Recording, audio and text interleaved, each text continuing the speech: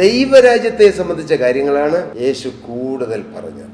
അത് വളരെ ശ്രദ്ധേയമായ ചില കാര്യങ്ങളാണ്. നാം ഇന്ന് ഏറ്റവും കൂടുതൽ സംസാരിക്കുന്നത് ഈ ലോകത്തെക്കുറിച്ചുള്ള കാര്യങ്ങളോ ദൈവരാജ്യത്തെക്കുറിച്ചുള്ള കാര്യങ്ങൾ, ഏത് കാര്യങ്ങളാണ് നാം ഏറ്റവും കൂടുതൽ സംസാരിക്കുന്നത്, ഏറ്റവും കൂടുതൽ പറയുന്നത്, ഏറ്റവും കൂടുതൽ മിണ്ടുന്നത്, ഏറ്റവും കൂടുതൽ ചിന്തിക്കുന്നത്? ഹൃദയം നിറഞ്ഞു കവിയുന്നതല്ലോ വായി സംസാരിക്കുന്നു. നമ്മുടെ ഹൃദയത്തിൽ നിറയുന്നതാണ് നമ്മുടെ വായിലൂടെ പുറത്തു വരുന്നത്. നാം നമ്മെ തന്നെ ശോധന ചെയ്താൽ നമ്മുടെ ലക്ഷ്യം സ്വർഗമോ അതോ ഈ ഭൂമിയോ എന്ന് മനസ്സിലാകും. ഇന്ന് അനേകർ ക്രിസ്തുവിൻ്റെ അടുക്കൽ വരുന്നവർ പോലും, യേശുവിനെ അന്വേഷിച്ചിറങ്ങുന്നവർ പോലും ഈ ലോകത്തിലെ ചില കാര്യങ്ങൾ നടക്കണം.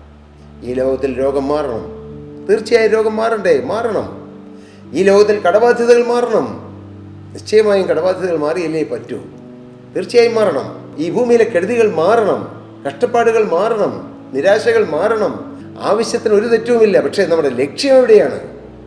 യേശുക്രിസ്തു ദൈവരാജ്യം സംബന്ധിച്ചുള്ള കാര്യങ്ങൾ, ദൈവരാജ്യം സംബന്ധിച്ച കാര്യങ്ങളാണ് ശിഷ്യന്മാരോട് പറഞ്ഞത്. ഉയർത്തെഴുന്നേറ്റ കർത്താവായ യേശുക്രിസ്തു പറഞ്ഞത് ദൈവരാജ്യം സംബന്ധിച്ച കാര്യങ്ങളാണ്.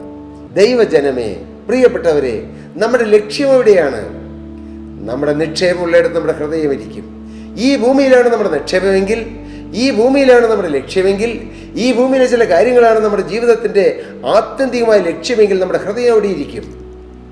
എന്നാൽ ഒരു വിരോധാഭാസം എന്ന് തോന്നുവാൻ തക്കവണ്ണം നമ്മുടെ കർത്താവ് പറഞ്ഞു, മുന്നമേ യേശുവിൻ്റെ രാജ്യവും യേശുവിൻ്റെ നീതിയും അന്വേഷിപ്പീൻ, അതോടുകൂടെ ഈ ഭൂമിയിലെ കാര്യങ്ങളെല്ലാം നിങ്ങൾക്ക് കിട്ടും.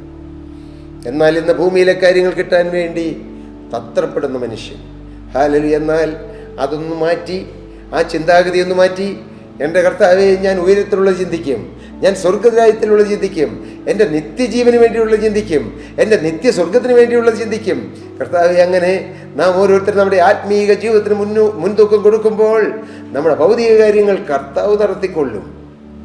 ഇതൊരു വലിയ ആത്മീയ മർമ്മമാണ്. അനേകർക്ക് മനസ്സിലാകുന്നില്ല. എല്ലാം ലഭിക്കുമ്പോൾ ദൈവം എന്നെ അനുഗ്രഹിച്ചു, നിറവടിയായി അനുഗ്രഹിച്ചു, സമൃദ്ധിയായി അനുഗ്രഹിച്ചു, എനിക്ക് നിറവ് തന്നു, എല്ലാ സാമ്പത്തിക നിറവ്, വീട്, വലിയ വലിയ വീടുകൾ, മണിമാണികൾ, വാഹനങ്ങൾ, വസ്തുവകൾ എല്ലാം കർത്താവ് എനിക്ക് തന്നു. മോനെ, നിൻ്റെ ആത്മാവിൻ്റെ കാര്യമോ, നിൻ്റെ നിത്യതയുടെ കാര്യമോ? സ്തോത്രം.